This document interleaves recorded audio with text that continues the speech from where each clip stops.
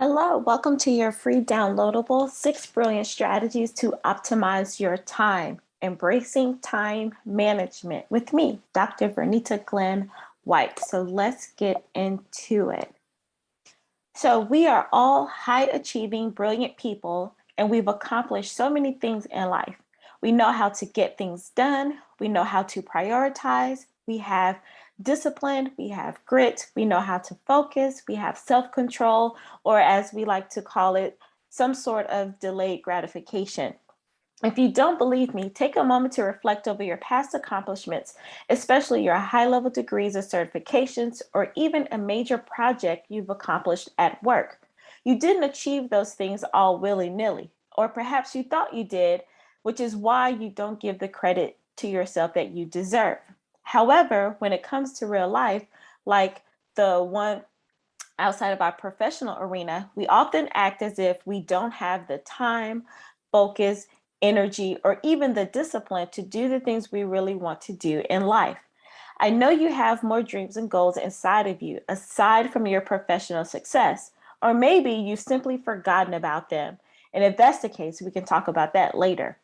But if you still have the thoughts of, I want to get back in shape, or I want to write a book, or I would really love to learn how to play the guitar, but I don't have time. And of course, you can insert your whatever that is for you in there.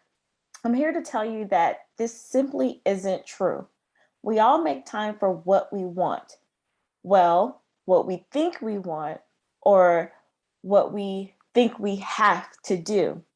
Before you can dream again or attempt to do what you truly want, you have to make room for it. So, for example, if you want to travel or do something exciting, but you never take the day off to one, either explore your own city, or two, just take a moment to just be off at home, then your actions are saying to yourself that you don't have time to travel because you won't even make room for the small stuff.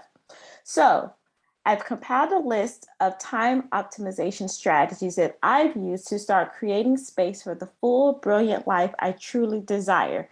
And I got these from some amazing productivity experts and life coaches. So, some that I've worked with directly and indirectly. So, of course, there's more to life than a schedule, a planner, or understanding how to manage time. However, if we don't start being great stewards of the 1,440 minutes we get in a day, or the 10,080 minutes we get in a week, or the 43,800 minutes we get in a month, and then for my people who love the extra, the 525,600 minutes we get in a year, we will never reach the levels we were designed to reach or have the impact on others we were destined to have. It is my hope that you stop trying to manage time, which is a force greater than yourself, and start embracing the idea of fluidity and flexibility by creating space for the life you desire. Feel free to adapt these strategies to fit your needs. But for best results, I recommend that you try the selected strategy for at least 2 weeks before making any changes. It will be tough, but make notes and keep following your plan. You want to give yourself enough time and data to see the overall changes you need to make. Now, I know you like to be perfect and grasp things super quickly, but warning, this will take time. You will find yourself dropping the ball multiple times, but put that stick down. Don't beat yourself up. You're still brilliant. You're simply exercising a muscle that's been in atrophy for a long time. You know, the one where you take charge of your own life instead of allowing others to do it for you. I would love to see which strategy you selected and how you're going to use it. So tag me on social, and remember this: to be well, be empowered, be bold, and be brilliant. So let's get into it. So the first strategy that I like is called the time integration plan. And this is adapted from Dr. Michael Hyatt. And it includes a morning ritual, a startup routine, a shutdown routine, and an evening ritual. Rituals are things that we can start doing, like habits that we do things without thinking about them. So it takes a lot of the guesswork out of how we're starting our day and how we're ending our day. And a lot of us pretty much have these morning routines and evening routines in place, but I'm pretty sure you haven't taken the time to write them down and to see how much time it actually takes you. So that is what you're going to do there. So where you see total time, you're just going to guesstimate about how much time it takes you, like for in the morning, to wake up. Do you drink water? Do you work out? Do you read? Do you make coffee? You know, all the small things you do in the morning to get your day going. I like to include affirmations in my meditation time here. I also journal and do gratitude time here. And I'll be honest, my good morning ritual takes about 3 hours, you know, but yours doesn't have to. I know some successful people, their morning ritual takes, you know, about 30 minutes total. And, you know, then they include, you know, getting ready and everything in their startup routine. So you get to decide what is a ritual for you and what is a startup routine for you. So a startup routine, this was like brilliant to me because I didn't even think about it. It was like when I was going into the office, I would just start my day.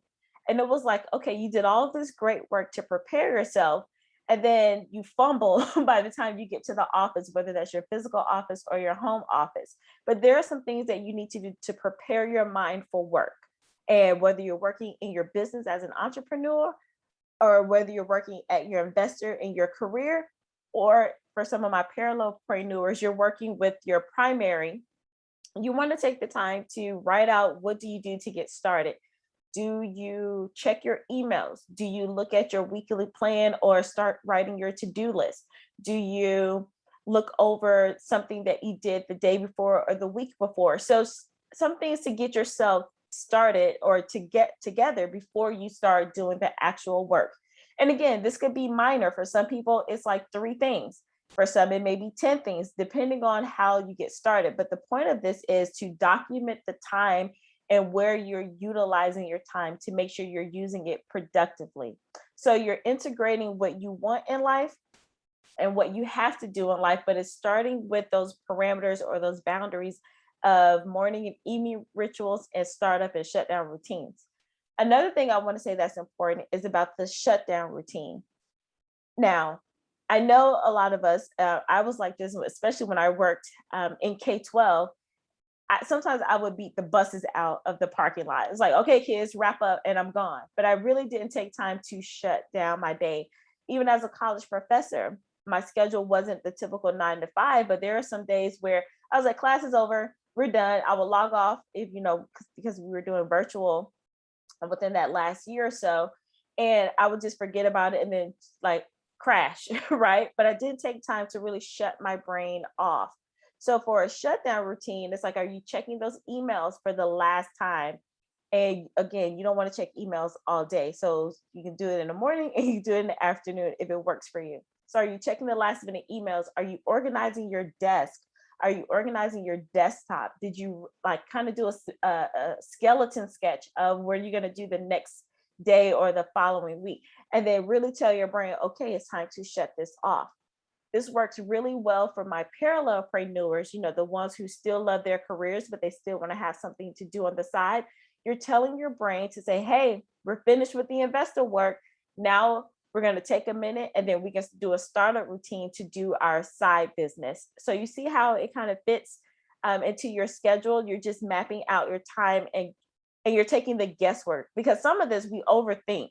And if we get into the habit of having rituals and routines, we'll realize how much time we actually have to ourselves. So all of this, you're writing up the total amount of time, and this will help you with the later strategies.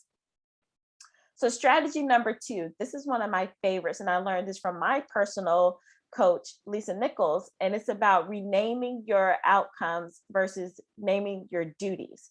So you'll see one side I have outcomes and the other side I have a duty or process. We know the things we have to do. We know we need to shower. We know we need to eat. We know we have to check emails. We know we have to go to meetings, but those don't look fun on our calendars. Those look so boring. And it's like, gosh, I don't want to do this. And we're telling our brains that this is not fun. We don't want to do it.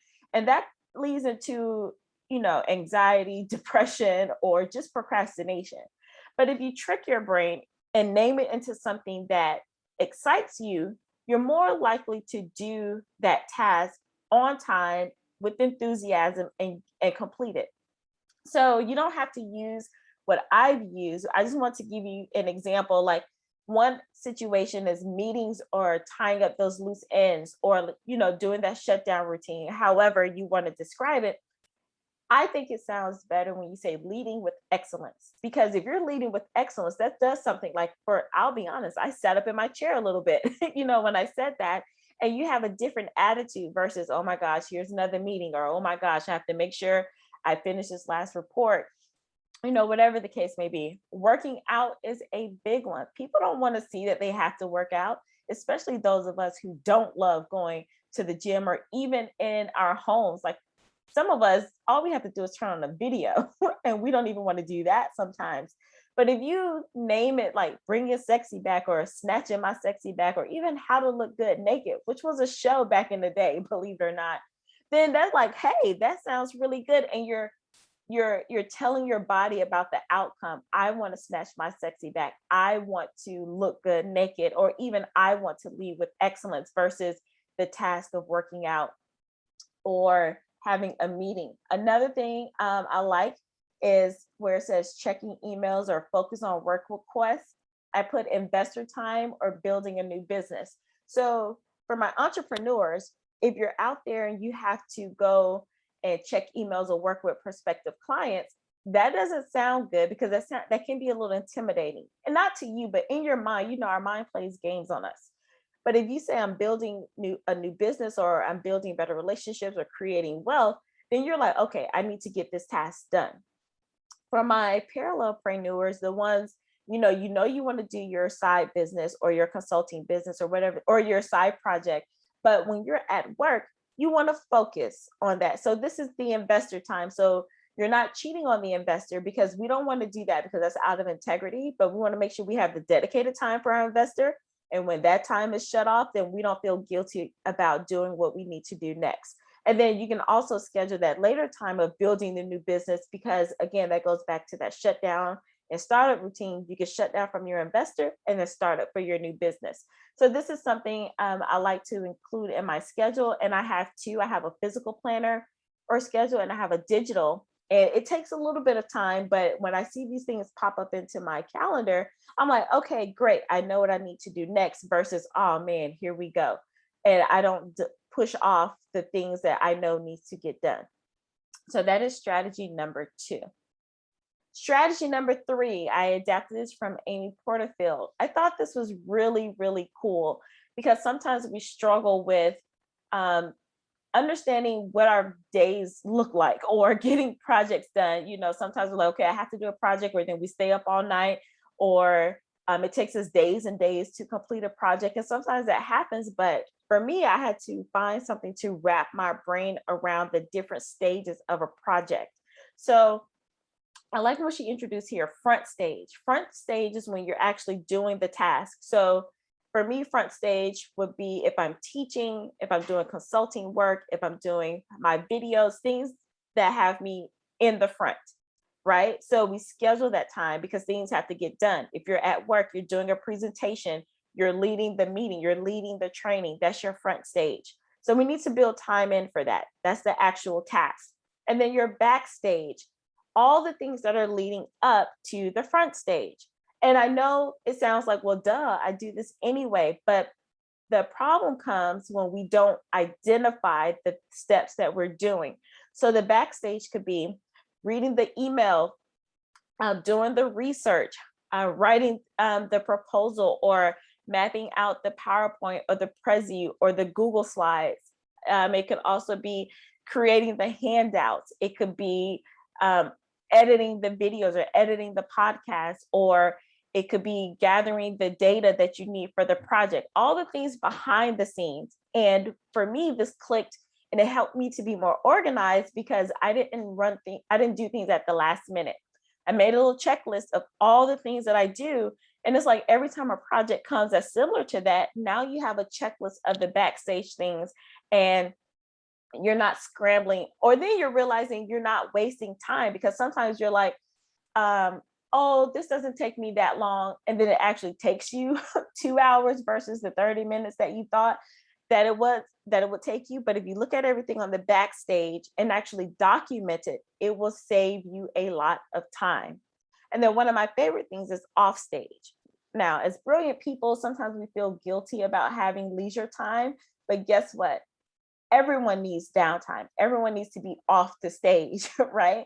And off stage is actually planned for. So you're not just crashing, you're not just waiting until you're exhausted, you're not just procrastinating without doing the work. You're actually planning for the time where you get to say, you know what, I don't want to do any of this today.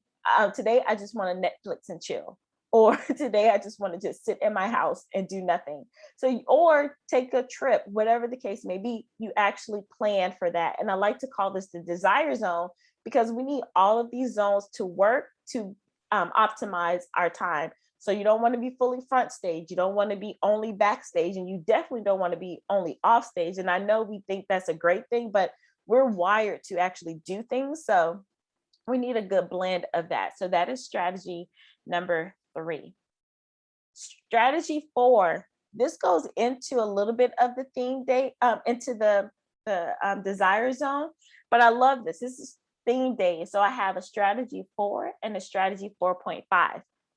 So the good thing about this is from adapted from the 12 areas of life. And in my book, Embracing Grit for Greatness, Becoming Professionally Powerful Through Personal Empowerment, I call this a power pentagon. I didn't create it, but it's 5 things. And you know, we all like to name some things for ourselves. So in my book, I call strategy 4.5 the power pentagon. But when I was working with some clients, especially for this time optimization part, one of them said, because I've introduced like these different themes to her, but just this was just in general, like for goal setting. But what she did, she took this from what I told her about goal setting and started mapping out her days and weeks. And she said she wanted to touch all of the areas, whether it was the 12 areas at the top or these 5 major areas. And she would map out her day, her weeks. I say, I'm focusing on these here, I'm focusing on those there. And of course, over the 7 days, like I think she chose the 12 areas. So over the 7 days, she hit all 12 areas. Now, some of them took, 3 hours, or some of them may have taken 15 minutes. But the point was, she wanted to be intentional about touching all of those areas of her life. When I started doing this, I didn't do that. I focused on these 5.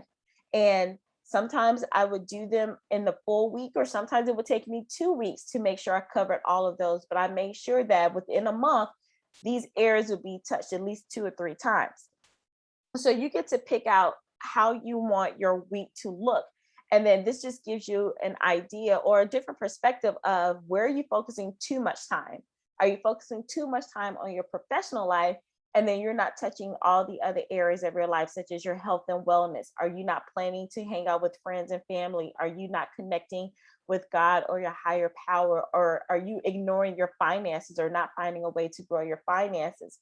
I'm going up to the 12 areas. Are you having time planning for creativity?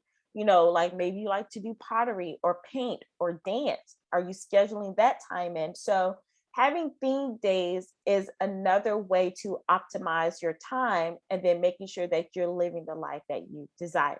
So I love strategies 4 and 4.5. Strategy 5, and look, I know this one may be simple, but I kid you not. I did this with a business coach, and it just opened up my eyes, because we love to say, I don't have a lot of time. And for me, it was like, I have a lot of time, but I still wasn't getting things done. And so this is like a brain dump. You actually have to write out, what do you really want? And on the other side of that, what don't you want? Because a lot of times we can answer one or the other, but it's rare that we answer both. So when you do that, you have to list out everything that you do in a day or week. And I mean everything, from the smallest to wake up and drink water to the biggest, I teach or I do trainings for 3 or 4 hours a day. Whatever the case may be, you write everything down. And this includes weekends, because for some reason, a lot of us only think Monday through Friday, and we think we're off on the weekends, but that's not true. Like those are prime time, prime days for us to optimize some time here. So you write everything out, and then you say, how much time does it take? So it's similar to the morning and evening rituals, and then the startup and shutdown routines. But this one just takes an account of everything that you do. So everything in between that time as well. And then you do a pie chart. So I'm a mathematician, so I had to sneak in some math here. But you do a little chart of your time, and you can do this by minutes or you can do this by percentage. Oh, and I want to include that you do include your sleep time because that is also important. Please make sure you rest and go to bed, right?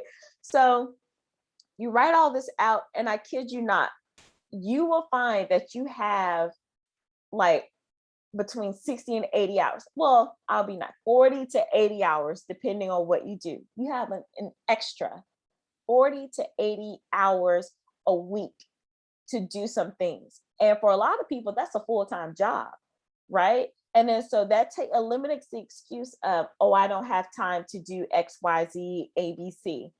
And this just gives you a clear picture of, yes, you do have time, but it all depends on what you want and what you don't want in life, right? So you can't say you want to have time for dating or hanging out with friends, but you never do it. But then you look at your time and say, oh, I could actually spend 2 hours, with some friends, or free up 2 hours of my schedule to date or hang out instead of watching movies or being on social media, whatever the case may be. So this is time to be honest with yourself and focus on what you do want and don't want. And numbers don't lie. Data doesn't lie. So if you're honest about the time that you're spending in these areas or the time that you're not spending in these areas, you'll be able to see where you can optimize more time. So that was strategy number 5. And strategy number 6, this is adapted from the Full Focus Calendar, or Michael Hyatt again. I call it the Brilliant Week. He has another name for it. But again, this is like you've done a few of those other strategies and now you're putting it into a schedule. I know it can feel permanent, but I promise you, you're just mapping this out. It's not set in stone. And you can adjust the time. Some people are early risers, some people are not. But the point is to get a full view of your day, and whether you start on Sundays or Mondays, whatever, you get to adapt to whatever works for you. Where you've done that brain dump, or where you've listed out your theme days, however you decide to do it, now it's time to put it in an actual calendar.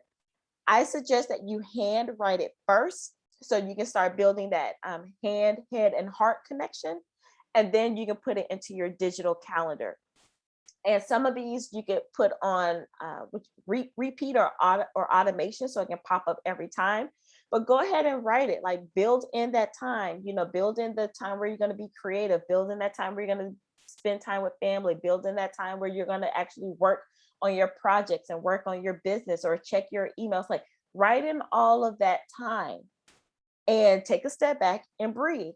And here's the thing, you do this like it would be your perfect week or your brilliant week. Like, if life was going at the best, like if I could truly optimize my time, this is what my week will look like. Now, it may not happen every single week, but at least you have a vision of what your week could look like and still see all the possibilities of living a full life.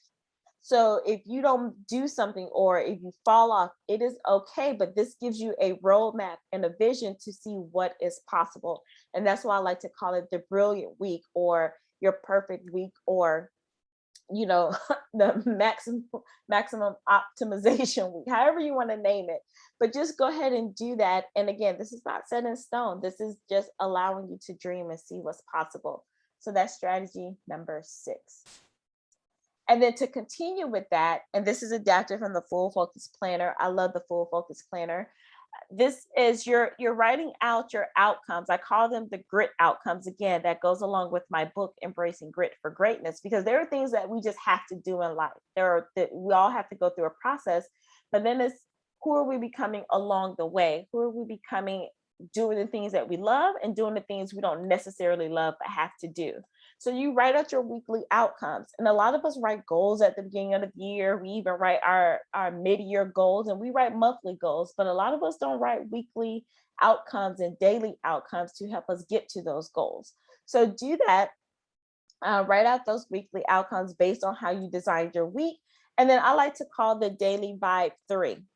Some people just say you should only focus on 3, but hey, I'm not just the regular person.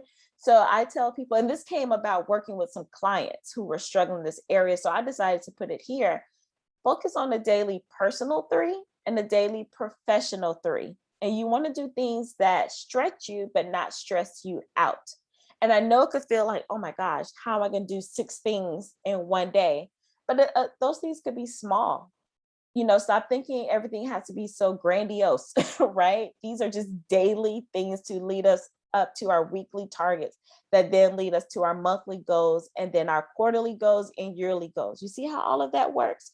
So I suggest that you write out a personal and professional. So you'll have a daily 6 or a vibe 6, right? But I could call it the vibe 3 for your personal and professional. And just makes sure that you're not focusing too much on one side, that you're living a full life instead of work, work, work, or so much free time, right? So the point is schedule everything, even down to your free time, schedule it.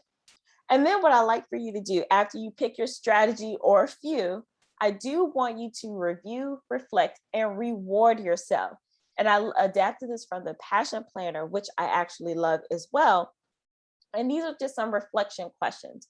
What was the most memorable part of the day, the week, or the month? And actually describe it, because you want your body to get into the feeling. Now, you'll see for these, I did mostly day, week, or month, but it's up to you. Some people like to reflect daily, some people like to reflect weekly, and then some people reflect monthly over their week, depending on how you schedule your time. So you get to choose, but I will say at least do weekly. Reflect over your week and take data and answer these questions at least weekly. And then you can compare notes if you decide to do this monthly. It says, what were the biggest 3 lessons you learned this past, and again, day, week, or month? You want to learn stuff, right? You want to learn from either mistakes you made or learn from the great things that you've accomplished. What did you learn? Because if we identify what we learned, we're most likely to either do it again or to avoid the mistake or continue with the great thing that happened. Then it says, assess your priorities. Are you happy with the way you spent your time? And then number 4 says, what did you accomplish? So we have to, even though we wrote it down, it is a good idea to go back and see that we actually completed some tasks, because now we're training our brain to say, hey, we actually do get things done. Number 5 says, how different are you between this week or month than the past week or month? Again, all of this is tied to personal growth and transformational work. If you want to be a better person, you have to see where your growth is. You have to track your progress. That's what businesses do. That's what corporations, and that's what a lot of things in life. Tracking your progress, that's how you know that you're actually making progress or taking steps forward. So how are you different between before and after? And then number 6, what or who are you grateful for? I do this daily, or you can do it weekly, or you can do it monthly. But I think it's important to go back and forth between an actual thing and a person. And it doesn't matter how small it is. Sometimes we overlook the small things, but in order for us to get the big things that we want, we have to show that we're grateful over the small things as well. So I will suggest to do this daily, but it's up to you. Just make sure that you document some things that you're grateful for. And then it says, what will you kiss? What will you keep? What will you improve? What will you start? And what will you stop? And this says, use concrete action. This just holds yourself accountable. There are some things you did phenomenal during this week. And then there are some things you need to tweak and improve. And then as you're collecting the data and looking at your progress, you know that, maybe I need to start waking up earlier, or maybe I need to go to bed later, or maybe I need to start waking up later. And I know for me, as I transition into my different levels in life, I don't really have to get up as early as I have been doing. I can start my days later and stay up later because, the way my situation is, I have more time to do that. I was just stuck in the, oh my gosh, I got to get up, because I used to work, where I had to do that. So everyone, you don't have to get up early. Sometimes it's okay to get up later. So to start doing that and then stop. What are you going to stop doing? Are you going to stop taking those random calls in the day that time sucks, 2 or 3 hours out of your day? Are you going to stop putting off projects, or are you going to stop I don't know, watching TV when the timer goes off, you know, just small things, but you know what you have to stop doing. So that's why it says use concrete action. Like, what are you actually going to do, and hold yourself accountable? And then my favorite thing is, how will you celebrate your progress? We are under celebrated as a society. And those of us who are high achievers, we achieve so much in life, but we never, you know, pat ourselves on the back or celebrate that we did these major things. And I'll give you an example. I was doing a workshop for some administrators in this large school district. And I did this. I was like, hey, who wants to be celebrated? And they all looked at me all strange and everything. So, you know, I'm an educator, so I know about wait time. So I literally waited like 1 whole minute. And that is a long time, right? And this one lady raised her hand and she was like, I want to be celebrated for becoming assistant principal of the year in the district, not her school, but in the entire district. And she was like, yeah, I never really told anybody. Of course, the people at my school knew, and they were like, oh, congratulations. But she didn't tell her family, her friends, or anything like that. And then so I was like, are you kidding me? That is huge. So we all clapped for her and said all these things, and she cried. She was like, she was just didn't think it was a big deal. She did her job and she got acknowledged for it, and she just kept it moving. And I was like, wow, we are so much in the grind of life that we don't realize that we've accomplished major things. One is because we're surrounded by people who do great things all the time. And two, we just think, oh, I just did my job. But everyone isn't doing what we're doing, you know, and I know it's, you know, it's hard to see that because we're in what's the saying? I can't see the forest for the trees or the trees for the forest. You know that saying, because we're so close to it that we don't see the bigger picture. So make sure you reward yourself. Some of it could be, you know, oh, good job. You give yourself a high five. And then some things could be an actual, like, I'm going to take myself out to dinner. I'm going to buy myself a new outfit. I'm going to get this new tech gadget that I wanted, you know. So if you go ahead and write out the reward, then you'll start doing your routines and looking at your schedule and accomplishing those tasks and staying on your theme days because you want that thing at the end. I would suggest you do them weekly or monthly. But if you need some extra motivation, you can find some ways to reward yourself daily. And again, they don't have to be monetary. It could be I can watch a movie, or I'm going to enjoy my favorite coffee or tea, whatever the case, you get to decide, but be sure to celebrate yourself. And then the last thing I want you to do is to rate yourself. I do this by the month. So rate yourself monthly, but if you want to get into the habit, you can do this daily or weekly. But I say a month because now you've seen an entire picture of the things. And remember, some people like to do theme days, whereas, I mean, themed weeks, excuse me, themed weeks. And so you need a full month to collect that data, but make sure you rate yourself. And again, it's all about progress. One month you might be at an 8, and then the next month you could be at a 5, but it's still progress and you're still gathering data about yourself. So those are all of the strategies that I have for you. Of course, there are more, but these are some of the 6 brilliant strategies that I've actually incorporated into my life and that I've worked with clients. And I'll be so happy to see which ones you select and what works for you. So make sure you tag me on social at Dr. Vernita Glenn-White, and I would love to hear from you. But remember, give yourself time and grace and ease to do this, because it's not as easy as it sounds. But once you get it down, you will truly be amazing. You will start seeing your life open up. I promise you. So I look forward for us to stay connected. So until next time, remember to be well, be empowered, be bold, and be brilliant. Bye.